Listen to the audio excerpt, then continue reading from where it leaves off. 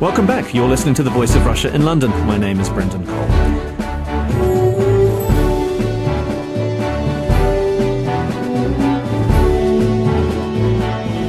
Israel says it has fired warning shots into Syria after a mortar round fired from Syria hit an Israeli post in the Golan Heights.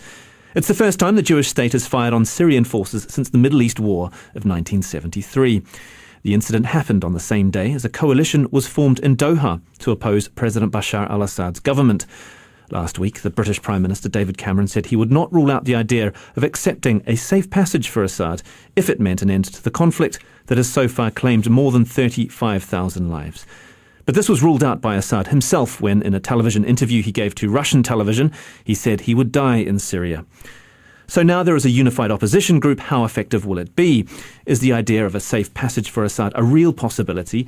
And what about the role of Britain and the West in ending the bloodshed? Well, to discuss this and more, I am joined by Christian Benedict, campaign manager for Amnesty International UK, Harry Phibbs, who is a conservative journalist for the Conservative Home website, Father Nadim Nassar, who's an Anglican priest from Syria and director of the Awareness Foundation. And on the line we have Sami Haddad, who's an activist for the Syrian Observatory for Human Rights. Thank you very much, gentlemen, for joining me here on The Voice of Russia. Nadim Nassar, what did you make of Israel sending a $100,000 missile into Syria for the first time since 1973? Some people are linking this to the warning. President said that he will drag the whole area into a war. But I don't think it is more than warning, and it's saying this is a red line, don't cross it again. And whether it was a mistake or not, who knows? I wouldn't interpret it in any serious way. There are other serious issues than such an incident. Sami Haddad from the Syrian Observatory for Human Rights, the military chief of staff of Israel did warn Israeli troops to be on high alert and to prevent the conflict in Syria from crossing the border. So this is quite significant, isn't it? Yes, I agree that it's only a warning, but I think what happened yesterday should remind all Syrians who the true enemy is, to not give up on the Palestinian cause and to not forget that the Zionist movement is the real enemy in the Middle East for all Syrians and for all Arab countries. Christian Benedict from Amnesty International, the issue of the wider conflict is a very real one, isn't it? And again, we saw demonstrations, for instance, after the killing of Wissam al-Hassan's funeral saw thousands of people taken to the streets, anger at Syrian involvement in Lebanese politics. This is quite a concern in that the whole region could be engulfed, and that has huge human rights implications, doesn't it? It's something Amnesty have been saying for some time now, and with the latest incident with this missile into Syria, I mean, we're still at Amnesty looking into what exactly happened. We would call on all of the parties to ensure that civilians are obviously protected. Our Israel team is looking into it. As I said, obviously their priority right now is to look at the incidents within Gaza and Israel as a priority. Harry Phibbs, there's several countries being drawn into this. I mean, what would a Conservative-led coalition be thinking about how to respond? I think that David Cameron is probably very ashamed of the failure and the delay and the dithering of the West. I think there's obviously a difficulty for Britain to act without the United States, and so I don't think that that Britain should be unduly ashamed. But certainly the Obama administration's policy of just trying to keep out of it has been a terrible failure. We've got 35,000 deaths, and I think the Syrian people will eventually overthrow the regime. I think they'll eventually win their freedom, but there's a terrible cost in terms of deaths and in terms of refugees. And the idea that somehow if America keeps out of it, that it'll contain the situation has been proven to be wrong, as we've been discussing. Israel getting drawn in, Turkey, Jordan, these American allies that would be looking to America to provide some leadership, and they've failed to, and so there's been confusion. But I just wanted to disagree with something Sami said, that I think the enemy for the Syrian people is the dictatorship, is the Syrian regime, and that's where the battle is, and that's where the focus should be on. And they've had, under the father and the son, decades of dictatorship, and they're fighting for their freedom. And what the West should be doing is finding an effective way of trying to advance that cause and to speed it up. With regard to the West trying to advance that cause, the idea of the coalition being finally formed was very much driven by the West, wasn't it, Nadim Nassar? And are you satisfied with the coalition of the opposition, whether it's going to be effective? I think the opposition has made a big step in Doha, but also they are still fragmented, they are still divided. Power is still a huge issue within the structure. I think what is missing is a plan to get out of this trouble. Harry, it's not, I believe personally, it's not 35,000 people dead, over 100,000 dead. Right. I do believe that. And the change is imminent. We can't go back. But now how do we look forward? The failure of the West, Brendan, I think, is to initiate. If the West is also pontificating about democracy and civilization and freedom of speech and all the values of the West, where are these values when it comes to their foreign policy? All what I hear from Western leaders talking about war, talking about David Cameron threatening to arm the opposition. Where are the Western values of democracy and dialogue? Why don't we launch a war against the neighbouring countries in surely, Europe? But this coalition of the opposition is a step towards that dialogue, isn't it? All sides, including Qatar, who have been accused of arming rebels, who brokered these talks, have insisted that there's no unified opposition voice to talk to. There is no unified. You're listening to The Voice of Russia in London. My name's Brendan Cole. We're discussing the situation in Syria with Christian Benedict, who is the campaign manager for Amnesty International UK, Harry Phibbs, conservative journalist for the Conservative Home website, Reverend Nadim Nassar, an Anglican priest from Syria and director of the Awareness Foundation, and on the line we have Sami Haddad, activist for the Syrian Observatory for Human Rights. So yesterday is a step in the right direction, in that now there is a kind of... Nobody is talking about dialogue. Maybe I'm wrong. I haven't heard Cameron or Obama or Angela Merkel or anybody from Europe from the West talking about dialogue. I've been following it day by day. Anybody talked about dialogue? Well, Christian Benedict, I'd like to get your view on what's your view of this coalition? Well, they've been brought together to an extent. I mean, there are some groups calling for dialogue. For us, the concern is that this group sends out some very strong signals around respecting international humanitarian law, around calling for security sector reform, rule of law, equality and non-discrimination, sending out some very, very clear signals to, I would say, the great mass of the Syrian population who are not really with the organised or disorganised opposition, however you want to frame it, or with the government, sending out signals that there is an alternative to the current status quo. And for us, that means having some very clear red lines themselves, especially with regards to the methods and means of conflict that the armed opposition operate. For us, that's absolutely critical. It's very difficult to have security sector reform, very difficult to have an opposition that respects human rights and international humanitarian law if they're not organised. Nobody's respecting that. And it's important that governments that understand how to organise and understand international law, regardless of the inconsistencies granted, are involved. European countries, the US to an extent, do need to be involved, and we can't criticise them all the time if they are doing the right things in this particular context. Can I ask that, Sami Haddad from the Syrian Observatory for Human Rights, do you think that the West needs to be involved in this, and do you have any confidence in this national coalition for opposition and revolutionary forces that it will be effective? I don't think this is different from the Syrian National Council. You see the same way the West backed the Syrian National Council are now backing this coalition. They refused negotiations with the regime as a term they all signed.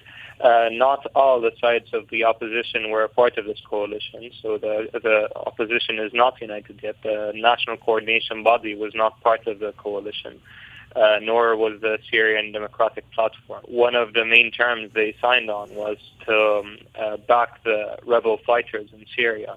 So this will only intensify the war that's going on now. This will not provide any humanitarian aid for the people, nor will it provide a ceasefire for the people. I think any step that doesn't include a ceasefire in the main terms of it is only deemed to be a failure, and it will only intensify the destruction of the country. and the destruction of the Syrian infrastructure. But in terms of the Syrian National Council, which you've referred to, this has got to be a better alternative. The Syrian National Council simply wasn't seen to be representing the interests of a very disparate population. The Syrian National Council was created in Istanbul of Turkey. This was created in Qatar. It's the same principles. It's the same sort of exclusion of other opposition parties and other opposition sides. It still calls itself, like the Syrian Council once called itself, as the main opposition figure and the only representative of the people. This does not represent all the people. The national coordination body represents a broad mass of the people. So does the Syrian Democratic Platform. So this might be a step towards better country, but there are many criticisms of it. Nadim Nassar, do you think the interests of women, ethnic Kurds, Christians and Alawites will be represented adequately with this new coalition of opposition? They will be represented, no doubt about it. But as a Christian, as a priest from Syria, I'm more concerned than ever about minorities in Syria, because the opposition is not controlling who is fighting in Syria. I know from family, from friends, from people from inside Syria, we are seeing elements in Syria happening now, what happened in Iraq, which resulted in Christian immigration, massive Christian immigration from Iraq. And now the percentage of Christianity in Iraq is not more than 2%. And in Syria, we were 12%. And God knows after some months what the percentage will be. I'm taking Christianity. I'm not just defending Christianity. I'm taking Christianity as an example because I'm a priest. If you tell me, do you want your family out of Syria? Yes, I want my family out of Syria. Although I encourage the Christians to stay in Syria, but I understand when Christians flee for their lives. And I know my wonderful friend, the head of the Bible Society in Aleppo, now is kidnapped for the last 2 weeks. Nobody knows where he is. George Anderia, who is a lovely man, is disappeared. Thousands of Christians, hundreds of thousands of Christians are dislocated from their homes. I'm not making that as an exceptional case, but I'm saying minorities are suffering. People are suffering. Islamic radicalism is playing a significant role in Syria. Let's not underestimate their impact on the conflict in Syria. And I blame the opposition because they are allowing, or they are turning the blind eye to these radicals to be active on their behalf. So what is the atrocities being happened for Amnesty and for other organizations are absolutely horrible. Nadim, you talk both about sides. the opposition as if it was a single group. The opposition. No. My point about saying that the West has made a terrible mistake just being neutral and keeping out of it, and America just we'll leave it to the United Nations, which, given the veto from China and Russia, just effectively means just keeping out of it and leaving them to it. That's a great mistake. First of all, because it's prolonged the war and it means it'll take longer for the opposition to overthrow the regime. But also, it means that the problems will be worse in terms of the chaos in the opposition, and it means that the extremists will be getting arms supplies from the Saudis and so on. Whereas if the Americans were getting involved and had got involved earlier with facilitating diplomatic unity and pulling them together, making sure that there was that the supplies were going and the leadership was promoted for responsible forces who believe in freedom and democracy, that would have been a much better thing in terms of the abuses that we're having in terms of failure to accept minority rights and human rights and so on, which I agree are taking place among opposition forces. That's not an argument for the West keeping out of it. I think, on the contrary, I think it's a failure of the West to have kept out of it. It's made that worse. Indeed, Harry Phibbs. So when yesterday General Sir David Richards says there were contingency plans in place for a limited response in case of a worsening humanitarian crisis in Syria, does that, in your view, open the possibility of some kind of military intervention eventually that David Cameron may be considering? Yeah. Look, I think it's better late than never. I think it's appalling that there's been such delay. If we can now get the West actually being responsible and being involved in trying to bolster the opposition forces who are behaving responsibly, then that would be something that would be welcome. Sami Haddad, what did you make of this statement by General Sir David Richards? He has opened the possibility of some kind of military intervention. I don't agree with current struggle that's taking place in Syria, and I don't agree with foreign intervention, because we have seen foreign intervention before in Iraq and in Libya, where 40,000 civilians were killed by the aerial bombardment on Libya. So I don't think foreign military intervention will bring any good for Syria, or will end the suffering of the Syrian people. Harry Phibbs, also the comment made last week by David Cameron, where he said he wouldn't be averse to the idea of safe passage for Assad. Do you think he was serious when he said that? Because it seems to have been battered away a bit by the US Secretary of State, who effectively said that Assad needs to be held accountable for what he's done. There's a bit of a disconnect between the US and the British position on that, isn't there? Yes, I think that's it's an unlikely scenario. So in a way, I think it's not the most important intervention. But what I suspect is that in private, David Cameron is pushing the Americans to go further, and we get an indication of how David Cameron's thinking is not just over his comments on this, but over Libya, where difference in approach between David Cameron and President Obama was clear. I think it's difficult to justify the failure over Syria with Libya, and there were some delays with Libya as well. But that's 6 million Libyans. Why are they more important than 22 million Syrians? Why is it that the West should feel entitled to just forget about any moral leadership as far as Syria is concerned? We should be and the no-fly zone. I think there should be a no-fly zone in Syria, which another term is used, no-fly zone. Of course, in Libya, it meant very actively taking out command and control positions of the Gaddafi regime. So it's not just about stopping. But a no-fly zone in Libya was a lot easier because it was mainly on the northern coast. A no-fly zone in Syria is going to be a lot more difficult. But is a no-fly zone important from a humanitarian perspective, Christian Bennett? I think just to follow up on what Harry is saying, many officials in many, if you call it, Western governments are actually looking at this from a human rights or an ethical perspective, not in totality, but they are in the sense, following on what Sami said, that let's not brush over how many civilians died in the intervention in Libya, and certainly we know more about that in Iraq. This is not something to gloss over. It's far from certain that any form of military intervention, whether it's a no-fly zone, a safe haven, corridors, which are all interventions, would protect civilians. And those risks need to be looked at properly and assessed properly. And that's why it's taken so long. It's a very complex situation, way more complex than Libya in this regard. So I don't think it's accurate to say that governments, Western governments, the US, haven't been actively involved. They have, and have been assessing the situation, and they have been mapping and screening different opposition elements to see who could they potentially work with. I think it's too easy to call for things like no-fly zones and safe havens and what have you without doing a proper risk assessment. And it's absolutely right that the UK military do that. Obviously, they would have contingency plans all the time for these sorts of incidents. I think the Chief of Defence Staff was just stating the obvious there, and I think a lot of people are reading probably too much into it. I think there are lots of military technical difficulties, and so obviously that's a matter of where expertise is needed. And certainly in the case of Libya, there was clear opposition territory, wasn't there? And so that did make it easier, and the regime was using air attacks much more than Assad. So there are differences, but I also think that although it might be harder, it would still be the right thing to do. And I certainly think that in Libya, the Western intervention shortened the war and it saved lives. And while there may well have be two sides to it in terms of some lives, that overall that was the impact in Libya, and that's what would happen in Syria. Nadeem Nassar, what's your reaction to that? I think this is a disaster. What you're saying, Harry, you don't know what you're talking about in Syria. The Syrian army is not the Libyan army. The Air Force in Syria, the power of the Air Force is not to compare with the Libyan.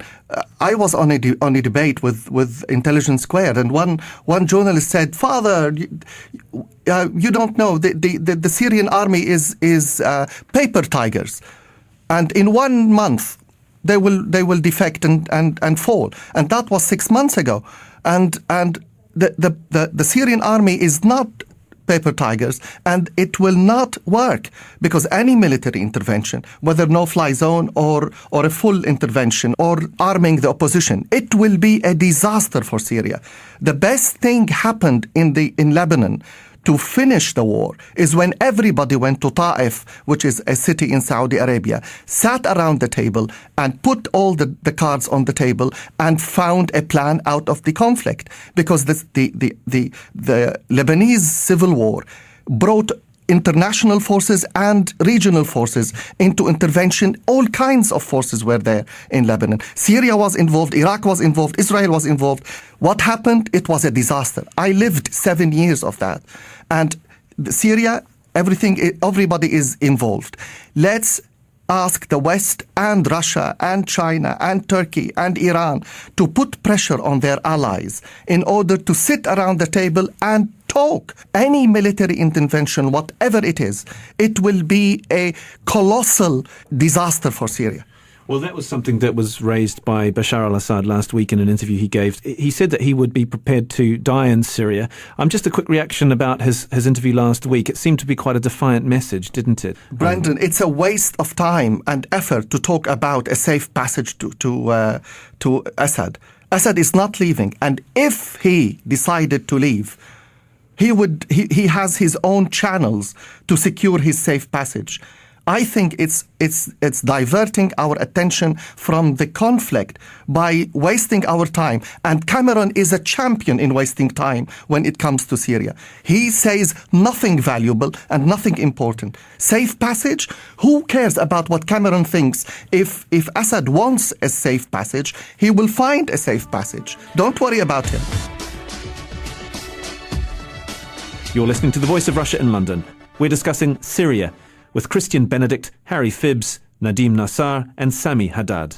Christian Benedict, Amnesty International must be concerned about the language being used of military intervention in terms of what it will mean on the ground in terms of a humanitarian catastrophe. I mean, what's your views on that? Of course, so we've been saying this consistently for well over a year, that with any form of military intervention, there's huge risks for the civilian population, and we said that ahead of Libya. We've said it's ahead of many different conflict situations. So we constantly stress that any planning that may be going on, any actions that may be going on, whether it's from conventional forces or whether it is arming different armed groups, that thorough risk assessments need to be taken account of to ensure that any intervention does not negatively impact on the civilian population. And that's why I guess you've seen some frustration from some Syrian activists, even towards Amnesty. The active support hasn't been as forthcoming because governments are doing those risk assessments as much as they can and realizing that this ain't going to be as easy as they think it is.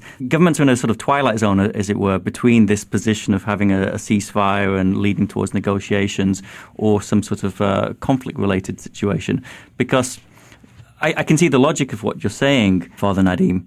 I think the difficulty is Assad and elements within the senior leadership of the Ba'ath Party have calculated that if there was, let's follow this through to its logical conclusion, if there was a ceasefire and negotiations leading towards credible internationally organised elections, that the Ba'ath Party wouldn't win. And they want to maintain power. Their interest is not protecting civilians in Syria. It's maintaining power for their power base. People have calculated that scenario and said, you are supposing that the election is the outcome of the negotiation. I'm not supposing anything, because the election in the present situation is a disaster. It's a catastrophe, because what election after 100,000 dead? What are you going to do with election? We need a change. We need a plan to bring change to Syria, but to the better future of the Syrians and spare lives. This is what we want. We don't want election at the moment. Sure. I'm talking about the logical long-term conclusion. Sure, you would have a transitional phase, which, to pick up on what Sami was saying, is even with this coalition in Doha, it's not fully representative. And that's part of the difficulties many people inside Syria have, which is, well, we have one government that is imposing itself on the people? Should we really expect another coalition to impose itself, or should there be some form of transitional phase leading toward an election? Sami Haddad from the Syrian Observatory for Human Rights, you're clearly against military intervention, but there needs to be some degree of humanitarian intervention, though, doesn't there? Of course, any humanitarian intervention or any political intervention is welcomed in Syria. But I think the regime in Syria has to change. But the method of changing this regime or to oust this regime is what shapes the future of Syria. If you want to change this regime by following its same methods of killing and torture and detaining civilians, you will only create a regime that follows the same methods of dictatorship. I think the way the regime should change in Syria, that it should maintain its peaceful stance, that it should refuse any foreign military intervention, that it should try to create a sense of citizenship for the people and not to be religiously extremist. So if you want to change the regime in Syria, you should convince the people that are supporting the regime that what's going to come in the future is better than this regime. Harry Phibbs, I guess the UK will obviously be central to any kind of discussions at the UN Security Council, and there's talks coming up. What more can the UK do now? It's obviously progress that we've got the Syrian National Coalition established, and that's welcome. Clearly, the United Nations is a waste of time, and to talk about leaving that to the United Nations is just code for washing the hands of the situation and doing nothing. So, but I think that where obviously Britain does have some diplomatic clout is with the United States, and the great source of hope in all this is the Syrian people. That they're the great allies in wanting to have a peaceful and free future for Syria, and that the majority of the Syrian people, they don't support the regime, the dictatorship. They obviously don't support al-Qaeda and terrorism. They obviously don't believe in abusing human rights. And so really the role of the West should be to strengthen the decent majority of people in Syria who share those fundamental values. We shouldn't get entirely sort of full of despair over it. There are obviously military considerations about how the West should be involved in whether they should be supplying non-lethal supplies or whether it's safe to supply arms without them getting into the wrong hands. So there are lots of discussion about the military feasibility of it. I think there's also a risk in continuing to just do nothing. Nadeem Nassar, how do you see it playing out in the months to come? The excuse for silence, I agree with Harry totally. The excuse for silence is absolutely not there any longer. But saying the American election, and we don't know what's going on. Now the American administration is in place. Silence is not an option any longer. If Europe and the West and America and the UK, they want to play a role in solving the problem, they have to facilitate diplomatic negotiation and diplomatic efforts to put pressure on their allies and ask Russia and China to put pressure on their allies in order to get out of this conflict.